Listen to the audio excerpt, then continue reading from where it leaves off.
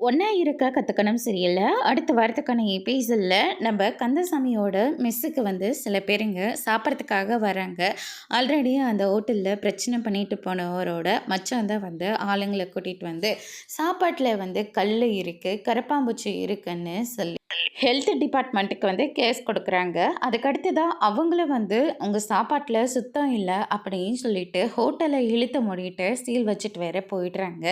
சரி, அதுக்கான ஸ்டெப் எடுக்கலாம் அப்படின்னு சொல்லிட்டு கந்தசாமியும், சரவணன் இப்படி எல்லாருமே வந்து அந்த டிபார்ட்மெண்ட்டுக்கு போறாங்க. கொஞ்ச நாளைக்கு முன்னாடி என் மச்சான் வந்து அந்த கடையில சாப்பிட்டுட்டு இருக்கிறபோது, அவரை எல்லார் முன்னாடியும் எப்படியெல்லாம் அடிச்சு, அசிங்கப்படுத்தி கடைய விட்டு விரட்டி அடிச்சீங்க. அதே கடை முன்னாடி, அதே ஆட்கள் முன்னாடி என் மச்சான் கால்ல விழுந்து மன்னிப்பு கேளுங்க. அதுக்கப்புறம் உங்க மெஸ்ஸ நான் திறக்கலாமா, வேண்டாமான்னு முடிவு பண்றேன் அப்படின்ற மாரி சொல்லிறாங்க. இத கேட்ட கந்தசாமியும், அவங்களுடைய பிள்ளைகளும் ரொம்பவே ஷாக் ஆகுறாங்க. அதோட இன்னைக்கான ப்ரோமோ முடிச்சிருக்காங்க. இனி ஒண்ணா இருக்க கத்துக்கணும் சீரியல்ல அடுத்தடுத்து என்னெல்லாம் நடக்க போகுது, கந்தசாமி என்ன செய்ய போறாருன்றத வரப்போற எபிசோட்ல பார்க்கலாம். Thank you.